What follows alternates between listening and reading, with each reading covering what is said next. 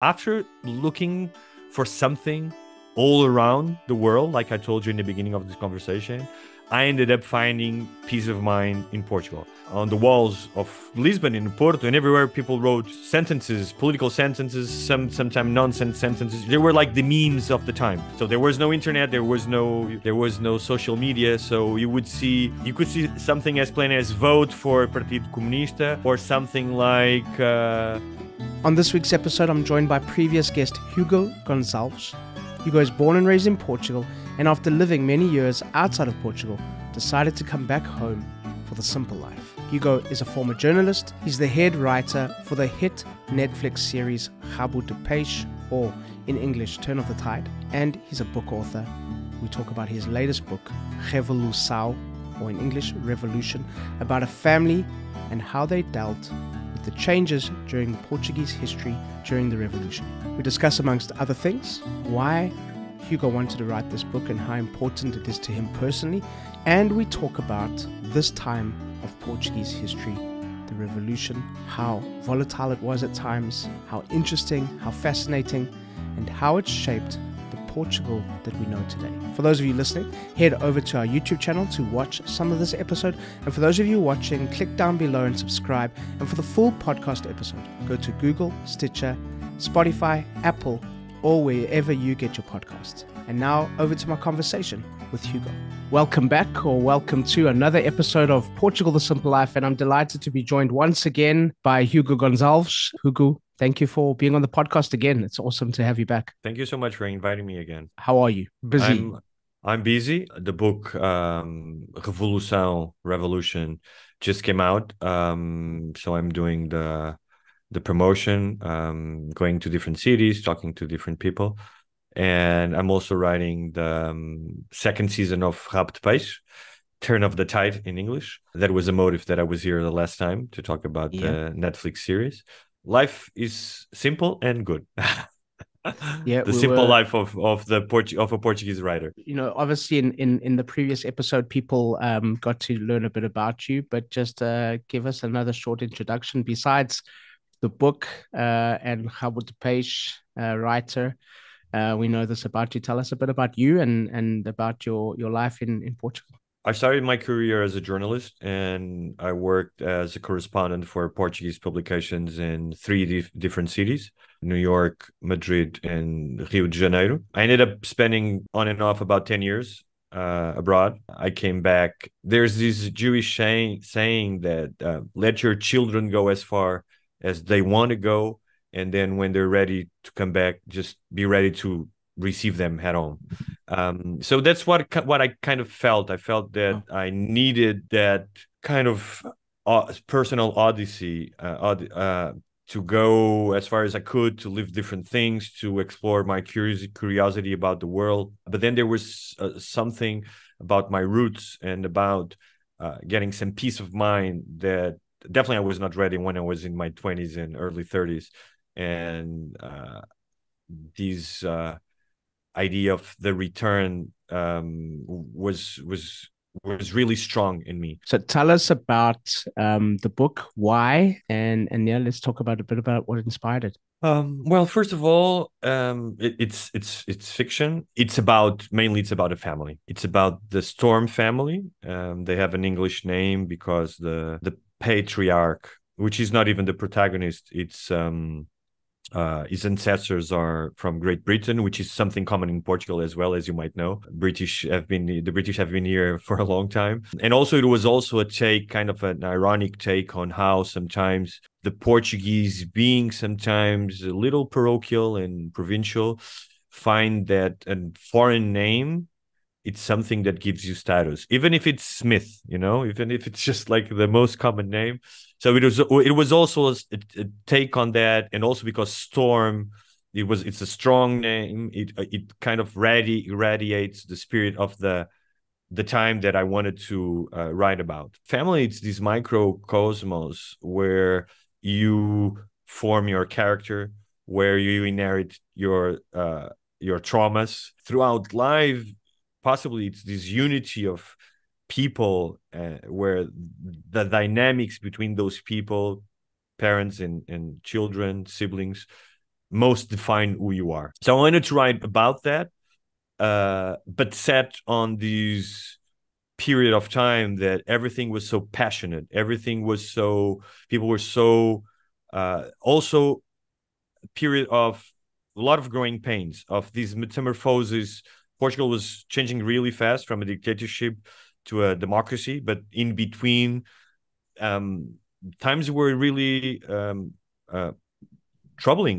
People were, it's interesting because people were passionate and they were so certain about so many things, but there was also this time of not, you wouldn't know what was going on. I mean, during the revolutionary process, people woke up at 3 o'clock in the morning to listen to the radio news because things were changing that fast. It was a period that really defined people in different sides of the trench, and there were many trenches. But you see this in Portugal, and that's why I think it's fascinating how you've written this, because you see this in Portugal today. You have generations that don't know about this, that don't understand it, that maybe don't care, and are fighting for freedom, but don't actually know that the real fight for freedom happened already. And that's quite fascinating. I mean, how important is this for you to pass this story on to your son, for him to know? Because by the time he's an adult, this is distant memory almost, but how important is it for you that he remembers this? Well, it's really important. I don't wrote the book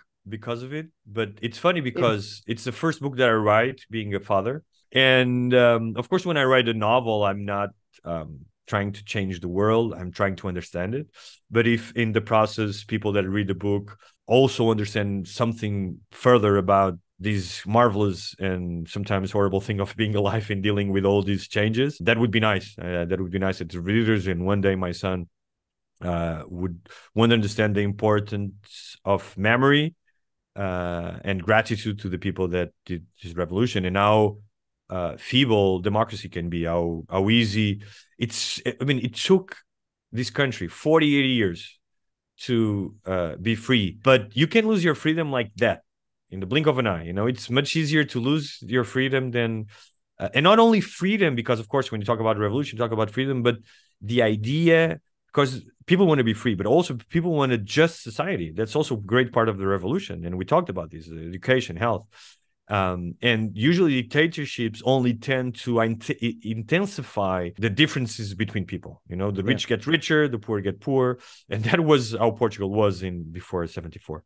For our understanding of history, we had this convention that, for example, dictatorship ended in 74. The revolution ended in 75. Democracy was, the first free elections were for parliament in 76. But the truth is, just like personal history, it's not set in between dates. Like a nation's history is, the dictatorship ended, but it still lived in the minds and the hearts of people that were brought up in that dictatorship. So I had teachers, like I said before, in democracy, they still behaved as teachers of the dictatorship. And people that were revolutionary in 76, they didn't stop being revolutionary in 77 and 78. Maybe in 86 or 89, they changed. So it's not like you can build these walls and say, okay, it's over. And you see that also because these times were so extreme, you see young people today, like 20 years old, 18 years old, that don't know anything about history, even older, like 30, 40, that didn't know anything about history, but they heard something their grandfathers or grandmother said. If he heard someone say, oh, that's a fascio, that's a comuna, that's a fascist, that's a communist, what's going to come out of his mouth now? It's the same thing. What's one thing you want people to remember and take away from our conversation? And I'll go to answer your question, is that we've been talking about very serious things, but the book, it's also about the comedy of those times. I mean, I knew that there was, because when you have excess, you also have comedy, because comedy is excess. So when you look of things that happened there, I laughed listening at interviews, seeing images of the time. It was a very fun time to be alive. And now that you look, the book is all punctuated by these sentences that people wrote on the walls of Lisbon and Porto, and everywhere people wrote sentences, political sentences, sometimes nonsense sentences. They were like the memes of the time. So there was no internet, there was no There was no social media, so you could see something as plain as vote for Partido Comunista, or something like I'm against rooftops. The rain belongs to the people, or fight for filet mignon. And things like really, if God exists, that's his problem. So the book is also, I hope it is, in people, the readers have told me, it also has humor, because even though it was a dramatic time, it was also a very funny time. It was funny. People were funny. People did things that were just funny. But so it's also there. It's also a very comedy prone times. Those times were and I had a blast writing. But going back to Ricardo Walker, and I don't want to sound preachy at all. I don't write books to preach people. But this idea that the right of freedom implicates the duty of memory. That's something that I have very present, and I think literature helps you keeping things, these things in memory, because instead of trying to read a history book that sometimes for some people can be boring, when you get a connection with these characters, and there are two sisters and one brother, when you're seeing the revolution through the eyes and the hearts of these people that are human, not only their beliefs, but their shortcomings, their doubts.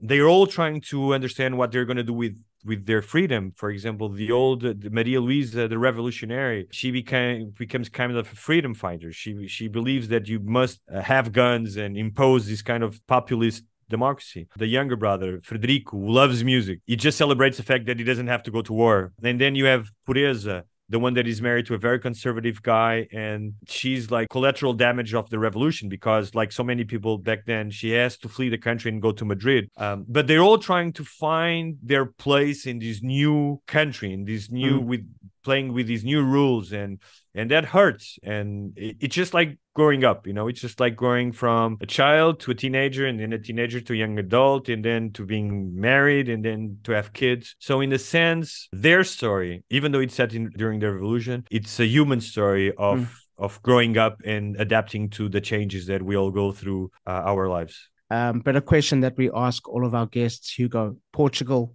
the simple life, why? I'm going to give you an example. It's easier. So the other day, a friend of mine from Brazil, she's American, but she's living in Brazil for more than 30 years. She was traveling throughout Europe, and she made a stop in Lisbon. And we were talking about the pros and cons of living in Brazil and in Portugal. And I was saying that in Brazil, everything is like very intense, for bad and good. People are very creative, and your life is very, there's always something new. And if you're very young, for example, that's amazing. But there's also, it's more difficult to have peace of mind there, because you're always being sucked out your comfort zone, and there's something happening outside your house, your street, in your job that makes your life difficult. You're always solving problems. In Portugal, if you're lucky enough to be able to provide to your family, to do what you like, and I know that's a privilege, life can be really simple, simple. And I think we talked about that. Sometimes simple has a bad reputation, but it's the opposite. Being able, for example, to take my son to school just walking, and then picking up from school and going to Jardim da Gulbenkian in the park, being able to have time to write.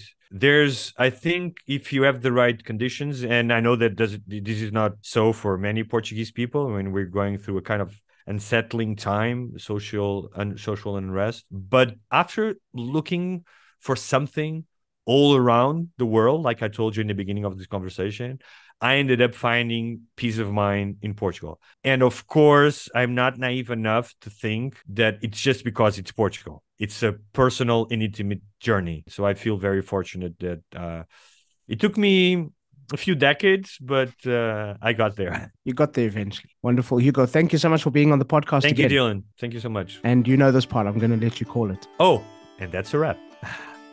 So thank you once again to our guest, and thank you to all of you for listening. Please subscribe, share with your friends, give us a thumbs up, and please leave a comment or a review. We always love to hear from you. Don't forget, Portugal The Simple Life also has a magazine, so download it. It's for free. We'll be back next week with a brand new episode, and as we say in Portugal, sejas bem-vindo. Welcome to the simple life.